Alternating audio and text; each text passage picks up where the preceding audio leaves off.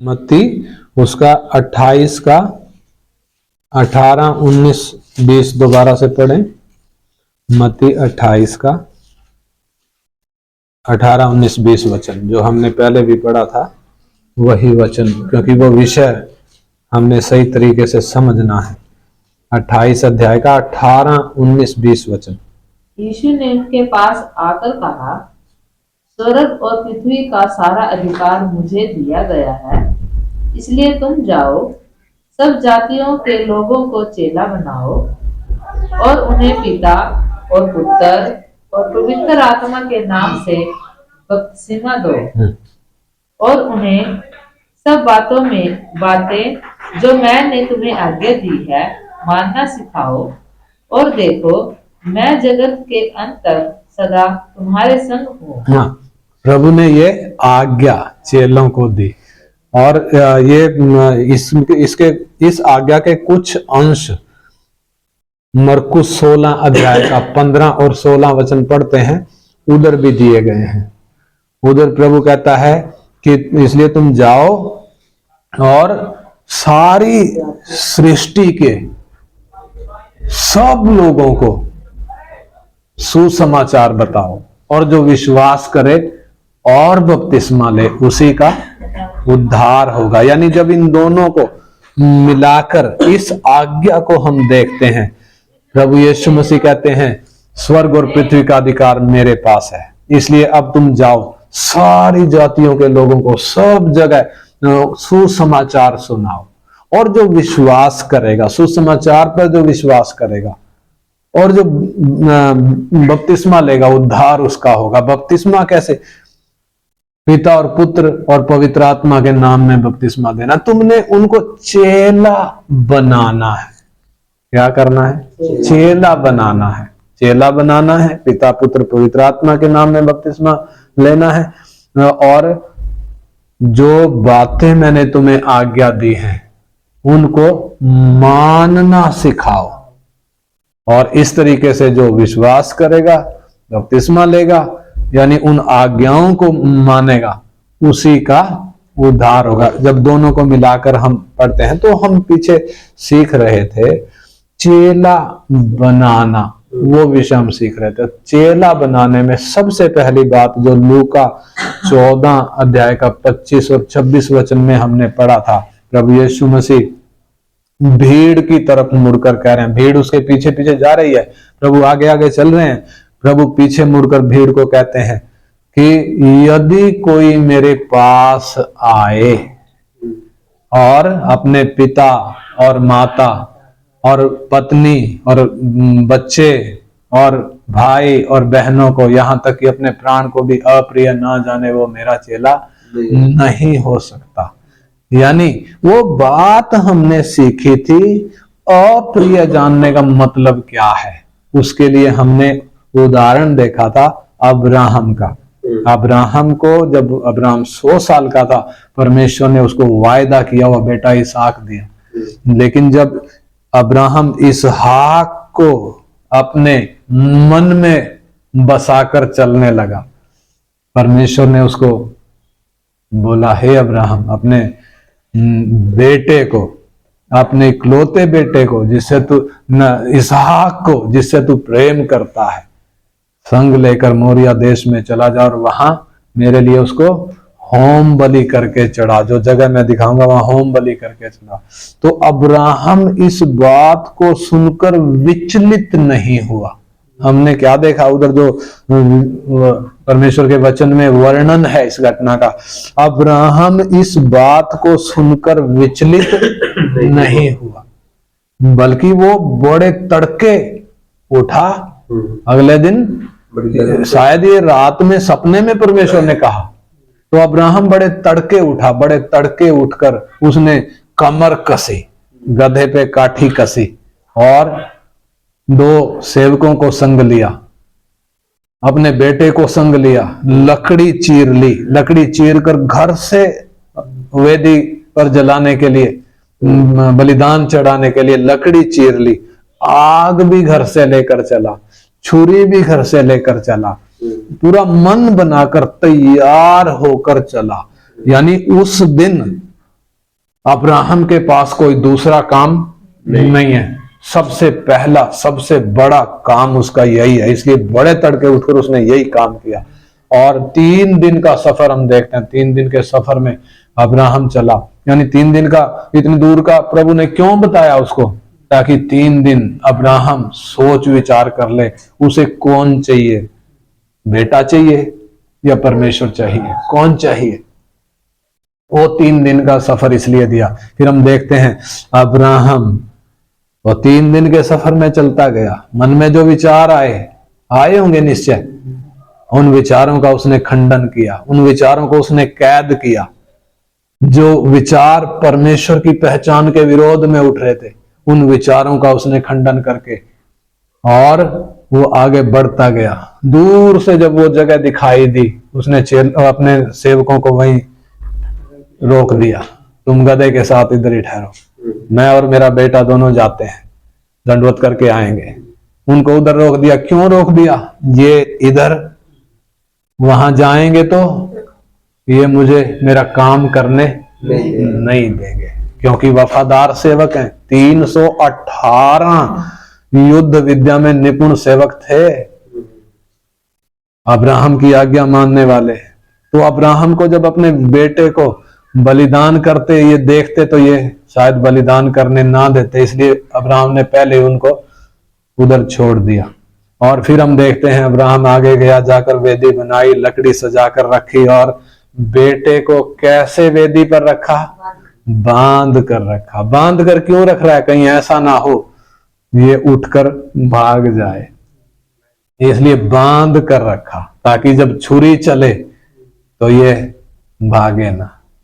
और जब छुरी चलाई, छुरी कितनी बड़ी होगी, ये सब्जी काटने वाला चाकू नहीं है, ये छुरी वो है जिससे मेमना काटा जाता है, भेड़ काटी जाती है। किस काम के लिए, बलिदान चढ़ाने के लिए। वो बड़ा वो छुरा है।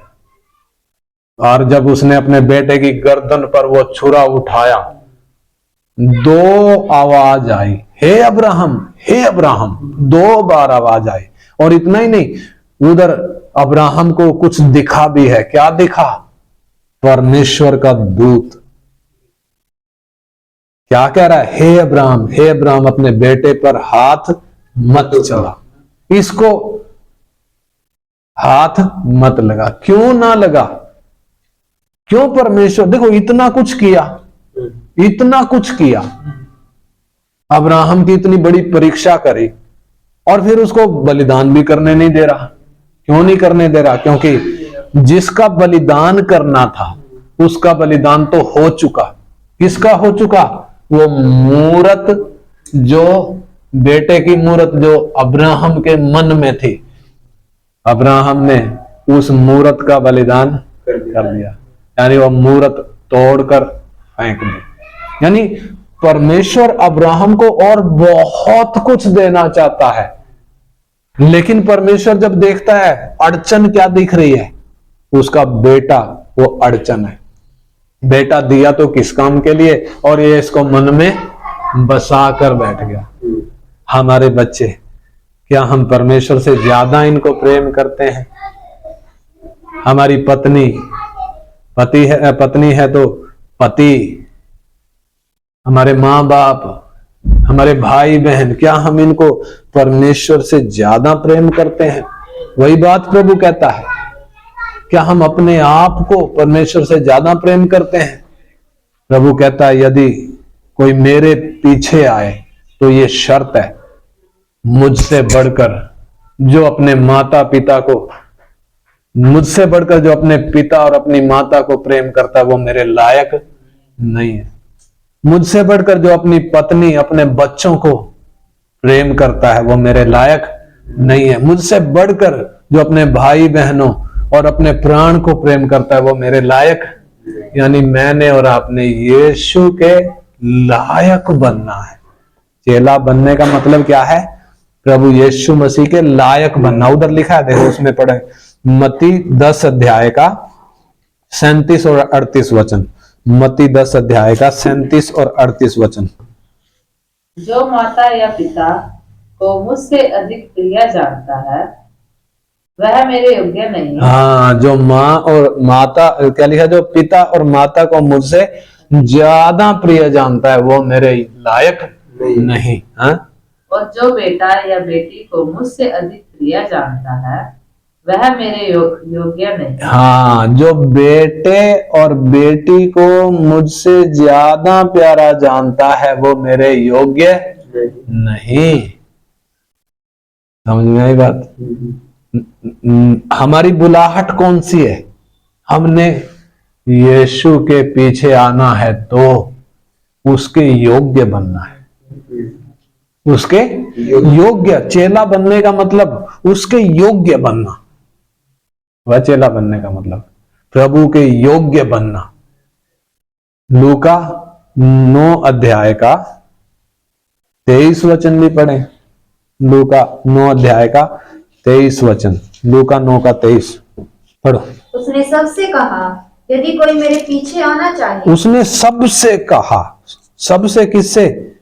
जो भीड़ उसके पीछे चल रही थी, उसने उनसे सबसे कहा, यदि कोई मेरे पीछे आना चाहे, यदि कोई मेरे पीछे आना चाहे तो अपने आप से इनकार करे, तो अपने आप से इनकार करे और प्रतिदिन अपना क्रूस उठाए हुए मेरे पीछे हो ले। हाँ, यह है दूसरी शर्त चेला बनने के लिए।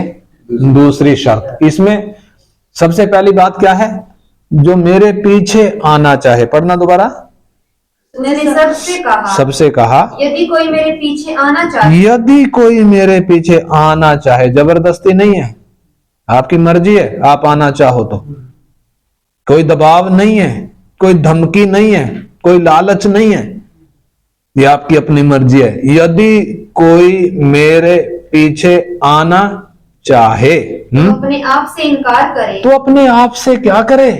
इनकार करे, अपने आप का इनकार करे। अपने आप का इनकार करने का मतलब सबसे पहली बात है अपने आप का इनकार करना, फिर प्रतिदिन अपना क्रूस उठाना और फिर यीशु के पीछे चलना। ये अलग अलग, ये मतलब इसी दूसरी शर्त में ये अलग अलग बातें हैं। इनको हम एक एक को समझेंगे। सबसे पहली बात इधर लिखा है अपने आप का इनकार करना। अपने आप का इनकार करने का मतलब क्या है? यानी मैं कौन हूं? मैं इतना पढ़ा लिखा, मैं ये फलानी जाति का, मैं इतना बड़ा आदमी। उसका क्या करना है? हमने इनकार करना है। मैं कुछ भी नहीं, मेरी कोई औकात नहीं है। वास्तव में मनुष्य की औकात क्या है? अगर परमेश्वर का वचन हम पढ़ें, इंसान की औकात वास्तव में क्या है? इंसान मैदान के घास के फूल की वो शोभा के समान है, जो 1-2 दिन दिखती है फिर मुरझा जाता है फूल और उसकी शोभा भी जाती रहती है। परमेश्वर का वचन बताता है ये बात। इंसान की औकात कितनी है परमेश्वर की नजरों में? इंसान छाया के समान है, छाया जो ढलती जाती है। इंसान भाप के समान है। भाप होती है ना, जैसे गर्म दूध में से भाप निकलती है, वो भाप निकल तो रही थी लेकिन वो निकल कर कहां गई पता ही नहीं।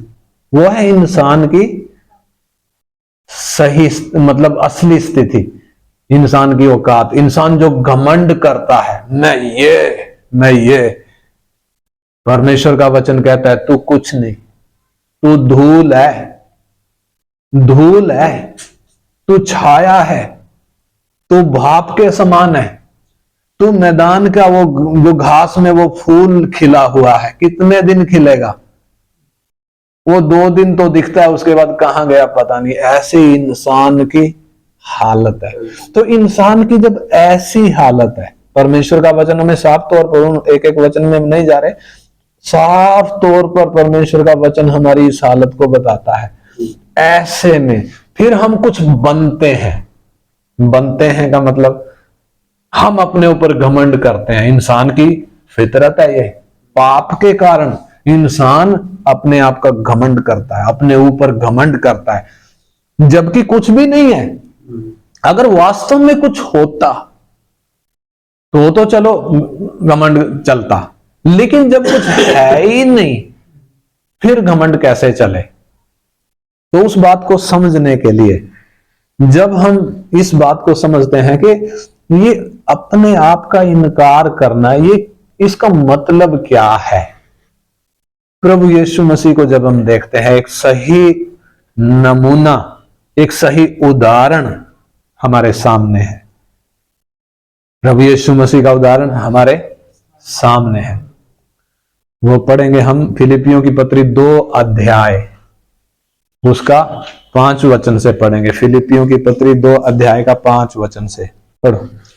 जैसा मसीह यीशु का स्वभाव था वैसा ही तुम्हारा भी स्वभाव हो। हाँ, परमेश्वर हमसे कह रहा है जैसा मसीह यीशु का स्वभाव था वैसा ही तुम्हारा भी स्वभाव हो। हाँ, जिसने परमेश्वर के स्वरूप में होकर भी परमेश्वर के तुल्य होने को अपने वश में रखने की वस्तु न समझा। हाँ, इसका मतलब क्या है?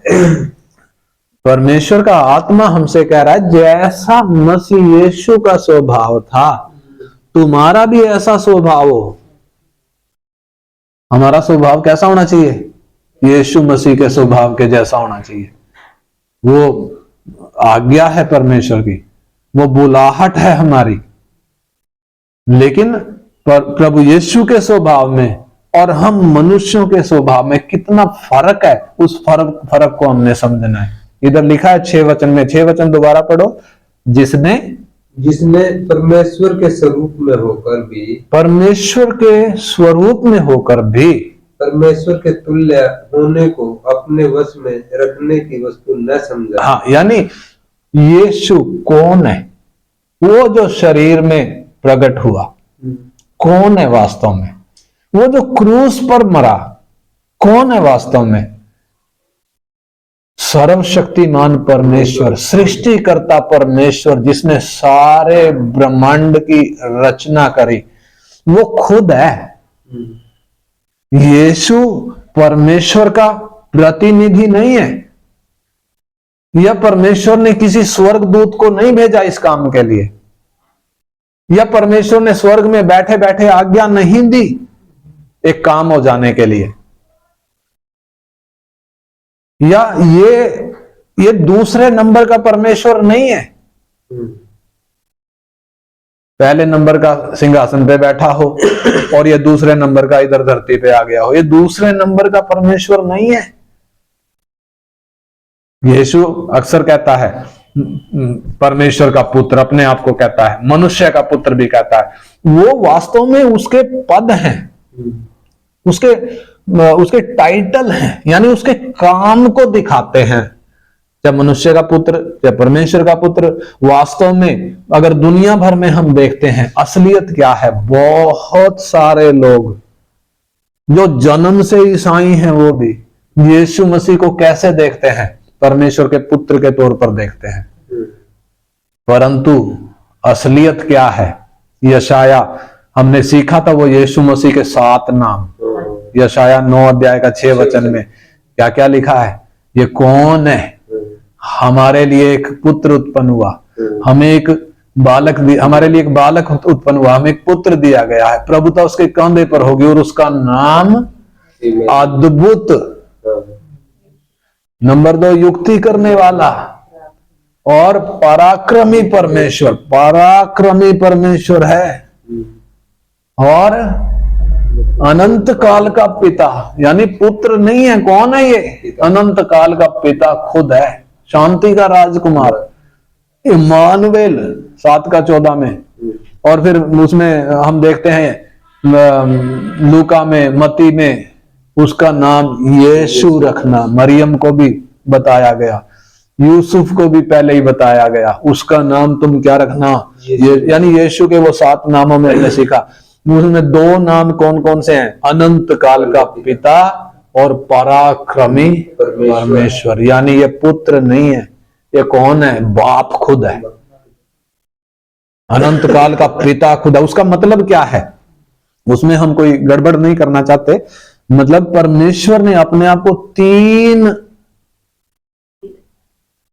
रूपों में प्रकट किया, 3 व्यक्तियों में प्रकट किया है। रूप 3 व्यक्तियों में प्रकट किया है। परमेश्वर एक ही है, लेकिन अपने आप को उसने 3 व्यक्तियों में प्रकट किया है।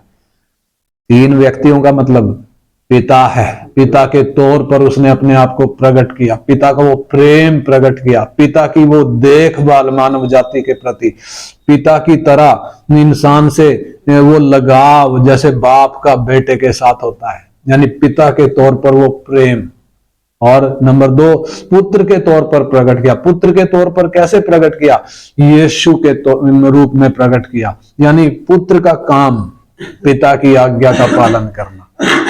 यानी किसने प्रकट किया अपने आप को पुत्र के तौर पर?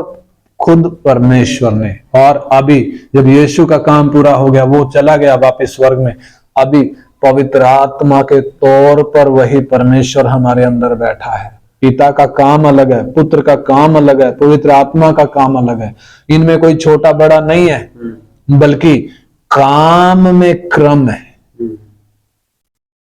एक दूसरे से अपने आप को ऊंचा नहीं दिखाते, एक दूसरे के बातों को काटते नहीं है, बल्कि आपस में तालमेल है।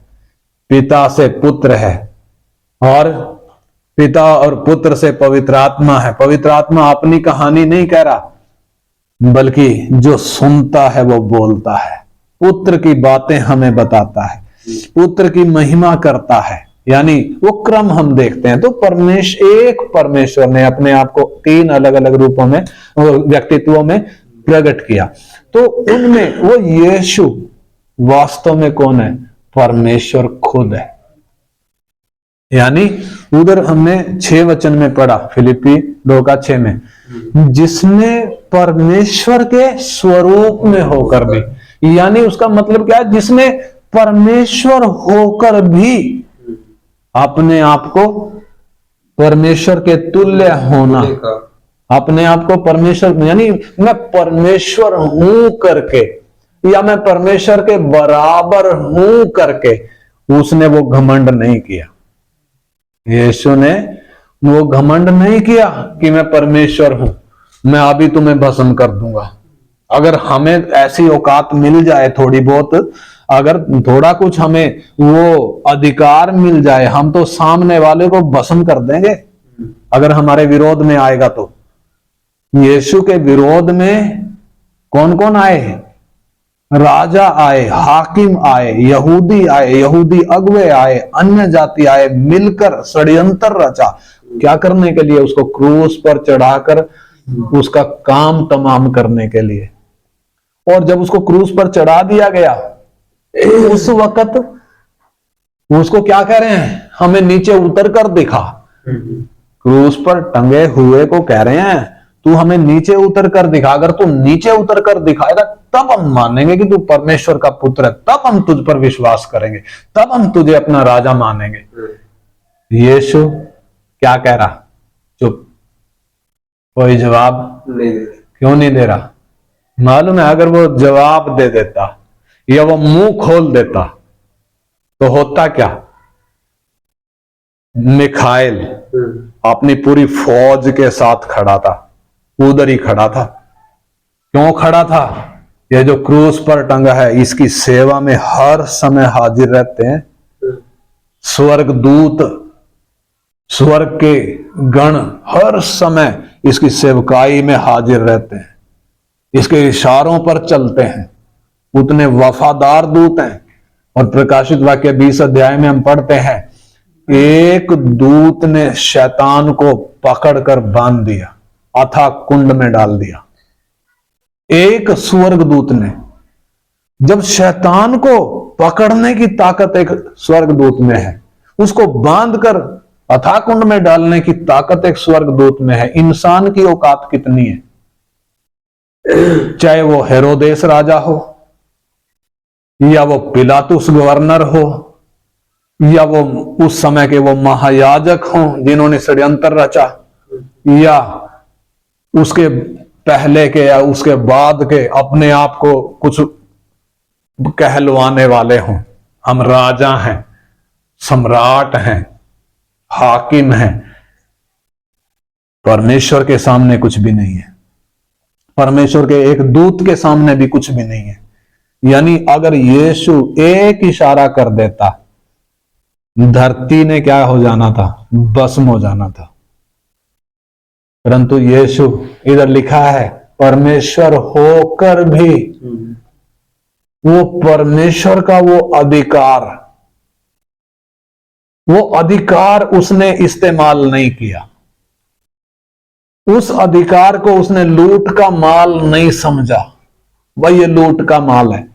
हमें कोई एक कुर्सी दे दे, अगर हमें सरकार में कोई एक कुर्सी मिल जाए तो हम तो सबसे पहले प्लान क्या करेंगे, मानव जाति की वो फितरत क्या है, क्या करेंगे, हम तो पैसा कमाने की सोचेंगे। कहां से, किस तरीके से हेरा फेरी करके हम क्या कर लें, पैसा कमा लें। चाहे झूठ बोलने से, चाहे हेरा फेरी करने से हम पैसा कमा लें। यानी वो जो कुर्सी मिली या वो थोड़े समय के लिए वो जो अधिकार मिला, हम उस अधिकार को किस बात के लिए इस्तेमाल करते हैं, लूट का माल है करके। परंतु यीशु कौन है, सर्वशक्तिमान परमेश्वर, वो अधिकार उसके पास है। उस अधिकार को उसने क्या नहीं किया, लूट का माल नहीं समझा, अपने खुद के लिए इस्तेमाल नहीं किया। समझ में आई बात। वो कुछ था, वो कुछ है, सर्वशक्तिमान परमेश्वर है, लेकिन फिर भी किस तरीके से अपने आप को पेश किया, एक भेड़ की तरह। भेड़ जब उसको काटा जाता है चुपचाप रहती है, काटने से पहले वो कोई हाथ पैर नहीं मारती, मेरे को बांध रहे हैं, पकड़ रहे हैं, मुझे कोई छुड़ा ले, ना, हाथ पैर नहीं मारती। जब उसकी ऊन कतरी जाती है चुपचाप खड़ी रहती है। यीशु मसीह के विषय में यशायाह 53 अध्याय में लिखा है, वो वध होने वाली भेड़ की तरह चुपचाप खड़ा रहा, उसने मुंह नहीं खोला। अगर वो मुंह खोल देता, मानव जाति कहां जाती, भस्म हो जाती। कहीं मिलना नहीं था इंसान ने, हाकिमों ने, राजाओं ने जो षड्यंत्र रच रहे थे, वो कहीं ढूंढे नहीं मिलते। धरती फुटबॉल की तरह एक किक एक स्वर्गदूत मारता, धरती का मालूम नहीं पड़ता गई कहां पे। आगे पढ़े हम 2 अध्याय का और 6 वचन हमने पढ़ा कि जिसने परमेश्वर के स्वरूप में होकर भी परमेश्वर के तुल्य होना अपने वश में रखने की वस्तु ना समझा, यानी लूट का माल नहीं समझा। अगर हम इंसानों के पास ऐसा या इससे थोड़ा थोड़ा कुछ भी, थोड़ा सा भी अधिकार आ जाए, हम तो सामने वाले को भस्म कर देंगे। हम देखते हैं अपने चारों ओर, दुनिया भर में जब हम देखते हैं, रूस हमला किया, कितने महीने हो गए, फरवरी में किया था या अक्टूबर चल रहा है, कितने महीने हो गए, यूक्रेन को बर्बाद कर दिया। एक चमचमाता देश, चमचमाते शहर बर्बाद कर दिए। कितने लोग मारे गए, क्यों मारे गए, एक व्यक्ति का घमंड, सोचता है मेरे जैसा कोई है नहीं। वो अकेला नहीं है जो ऐसा कर रहा है, बल्कि जिसके पास अधिकार नहीं है उसको भी जरा आप पूछ कर देखो, उसको, वो भी घमंड से चूर होकर बैठा है, घमंड से चूर होकर बैठा है। जबकि औकात कितनी है, भाप के समान परमेश्वर का वचन इंसान को बताता है, धूल के समान बताता है। यह है इंसान की औकात, परंतु फिर भी इंसान घमंड में चूर है। मालूम है मुझे यह धरती छोड़नी है, फिर भी घमंड में चूर है। थोड़ा सा अधिकार मिल जाए, उस अधिकार को अपने खुद के स्वार्थ को पूरा करने के लिए इस्तेमाल करता है। और आगे यीशु मसीह के विषय में क्या लिखा, उसका स्वभाव कैसा था, उसका 7 वचन, वरन अपने आप को ऐसा शून्य कर दिया, अपने आप को शून्य कर दिया, जीरो कर दिया, अपने आप को बिल्कुल शून्य कर दिया। यानी वो कौन है, सर्वशक्तिमान परमेश्वर है। परंतु शून्य करने का मतलब, जब उसको पकड़ा गया उस वक्त चुपचाप उसने सब कुछ सह लिया, चुपचाप सब कुछ सह लिया, अपने आप को शून्य कर दिया। और आगे, और दास का स्वरूप धारण किया, दास का स्वरूप धारण किया। दास का स्वरूप धारण करने का मतलब क्या है, प्रभु यीशु मसीह सर्वशक्तिमान परमेश्वर जब शरीर में होकर आया, इंसान जो पापी है, पापियों के साथ बैठकर खाना खाया। इतना ही नहीं, इंसान के पैर धोए। जब चेलों के पैर धो रहा है, उनमें एक चेला कौन भी है? यहूदा इस्करियोती। यीशु को मालूम है ये मुझे पकड़वाएगा, फिर भी उसके पैर धो रहा है। आप देखो, दास का स्वरूप धारण किया। इतना ही नहीं, परमेश्वर की व्यवस्था कोढ़ियों के विषय में साफ आज्ञा देती है, कोढ़ियों को हाथ नहीं लगाना, वो अशुद्ध हैं, उन्हें 7 दिन तक कमरे में दूर बंद करके रखना, फिर चेक करना कोढ़ गया या नहीं गया। यानी यीशु जब वो व्यवस्था देने वाला जब इस धरती पर आया, कोढ़ियों को हाथ लगाकर उनको चंगा कर रहा है। दास का स्वरूप धारण किया, अपने आप को कितना दीन किया, अपने आप को कितना नीचा किया। यह है अपने आप का इनकार करना। यानी यीशु ने किस बात का इनकार कर दिया? मैं परमेश्वर हूं करके उस अधिकार का इस्तेमाल उसने नहीं किया। दास का स्वरूप धारण किया और मनुष्य की समानता में हो गया, मनुष्य की समानता में हो गया, और मनुष्य के रूप में प्रकट होकर अपने आप को दीन किया। अपने आप को क्या किया? दीन किया, नम्र किया, छोटा किया, शून्य कर दिया, दीन कर दिया, दास बन गया। कौन है? सर्वशक्तिमान परमेश्वर। दीन किया और यहाँ तक आज्ञाकारी रहा, यहां तक आज्ञाकारी रहा कि मृत्यु, क्रूस की मृत्यु भी सह ली। क्रूस की मृत्यु भी उसने क्या कर ली? सह ली। इस बात से हमें क्या पता चलता है? प्रभु यीशु मसीह ने अपने आप का इनकार किया। कैसे किया? वो परमेश्वर था लेकिन अपने आप को जीरो कर दिया। प्रभु यीशु मसीह कह रहे हैं, चेला बनने की शर्त क्या है? प्रभु कहते हैं, यदि कोई मेरे पीछे आना चाहता है तो अपने आप का इनकार करे। अपने आप का इनकार करने का मतलब, जब सर्वशक्तिमान परमेश्वर इस धरती पर इंसान के तौर पर आकर अपना इनकार कर रहा है, वो परमेश्वरत्व का इनकार कर रहा है। इनकार करने का मतलब वो अधिकार इस्तेमाल नहीं किया उसने। नहीं तो कौन उसको पकड़ सकता था? कौन उसको क्रूस पर टांग सकता था? कौन उसका कुछ बिगाड़ सकता था? परंतु उसने वो अधिकार इस्तेमाल नहीं किया। हमें भी क्या कह रहा है वो? तुम भी अपने आप का, अगर मेरे पीछे आना है तो अपने आप का इनकार करो। अगर मेरे पीछे आना है तो अपने आप का इनकार करो। यानी मैं और आप यदि अपने आप का इनकार नहीं करते, हम उसके चेले हो नहीं सकते। इनकार करने का मैंने मतलब बताया। हम कुछ भी नहीं है। हमारी कितनी औकात है? हम जो घमंड में चूर हैं, इंसान घमंड में चूर है। मालूम है, एक एक्सीडेंट हुआ, खत्म। चलो वो तो एक्सीडेंट में चला गया, परंतु अभी कितनी घटनाएं हमारे सामने हैं। अचानक हार्ट अटैक आया, खत्म। हट्टा कट्टा नौजवान चला गया। किस बात पे घमंड करें? अगला दिन, कल का दिन हम देखेंगे या नहीं देखेंगे हमें मालूम नहीं है। मालूम नहीं है अगला ही पल हम देख पाएंगे या नहीं देख पाएंगे। इसलिए परमेश्वर का वचन कहता है, इंसान छाया के समान है, भाप के समान है। मैदान के वो घास की वो जो फूल खिलता है, वो फूल 2 दिन खिलता है, उसके बाद गया। वही शोभा है इंसान की, उतना ही है। किस बात पे घमंड करे? फिर भी इंसान कुछ बनना चाहता है, कुछ दिखाना चाहता है, थोड़ा सा अधिकार मिल जाए, अपने आप को दिखाना चाहता है। आपने देखा होगा जो लोग मीट खाते हैं, उन्होंने देखा होगा मीट की दुकान पे बकरा या वो उधर जो मीट बेचते हैं, बकरा या भेड़, जिसको वो काट कर बेचते हैं, उसका मांस, उसको टांग कर रखते हैं, है ना, उधर टांग कर रखते हैं। और ये बकरा था या ये भेड़ था, उसकी पहचान, क्योंकि जो मीट लेकर जाता है महंगा है, तो वो उस बात की पहचान करता है ये मीट किस चीज का है। तो ये बकरा था या भेड़ थी, कैसे पहचान आती है?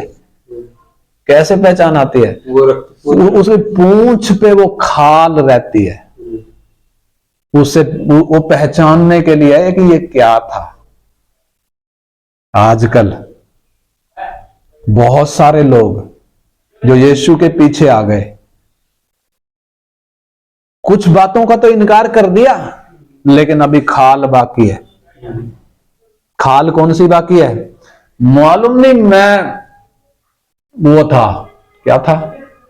कर्नल था, मैं कर्नल, ब्रिगेडियर, फलाना फलाना। यानी अपने नाम के आगे क्या लगा के रखेगा? डॉक्टर, वकील। यानी वो पूंछ अभी भी आज यीशु के पास गया, लेकिन अपने नाम के आगे क्या लिखते हैं? अपने आप को दिखाते हैं। अगर प्रभु यीशु अपने उस अधिकार को दिखा देता, आज हमने उसके चरणों में होना था? नहीं। अगर वो अपना मुंह खोल देता, तो धरती कहां जाती, मनुष्य कहां जाता? अगर एक वफादार उधर जो खड़े थे स्वर्गदूत, एक स्वर्गदूत ने अगर हाथ हिला दिया होता, हम कहां होते? इसलिए यीशु कहता है, यीशु ने जब खुद इनकार किया, इसलिए हमें कह रहा है तुम अपने आप का इनकार करो अगर मेरे पीछे आना है तो। वो किसी को जबरदस्ती नहीं करता कि मेरे पीछे आओ, किसी से जबरदस्ती नहीं करता, परंतु वो साफ कहता है यदि कोई मेरे पीछे आना चाहे तो अपने आप का इनकार करे। अपने आप का इनकार करने का मतलब, आप जो हैं भूल जाइए आप कुछ हैं। आपको सिर्फ क्या पता होना चाहिए? आप पापी हैं, आप परमेश्वर के दुश्मन थे।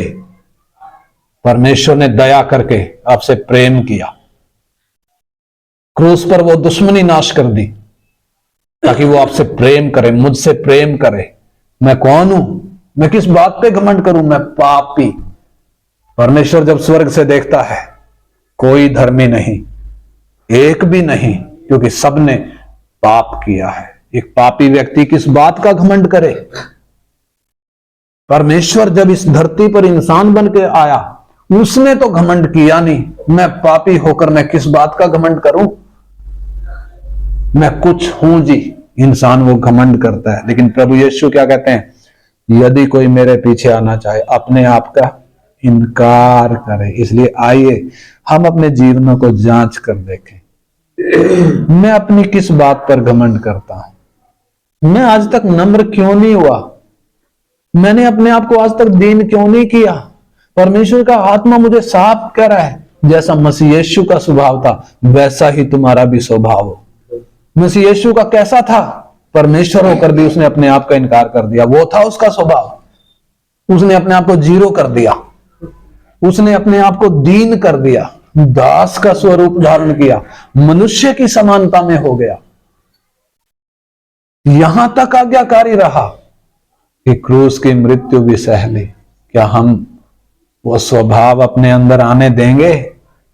परमेश्वर का आत्मा वो स्वभाव हमारे अंदर लाना चाहता है, हमारे अंदर आकर बैठा है। मसीह का स्वभाव हम में लाना चाहता है, लेकिन हमारा अपना स्वभाव है जो प्रकट हो रहा है। क्या हम अपना ही स्वभाव प्रकट करते रहेंगे या मसीह का स्वभाव भी प्रकट करेंगे? आइए हम अपने अंदर झांक कर देखें, मेरे अंदर से क्या प्रकट हो रहा है? मेरा घमंड, मेरी कठोरता या मसीह का स्वभाव? क्या प्रकट हो रहा है? Hallelujah, hallelujah, hallelujah.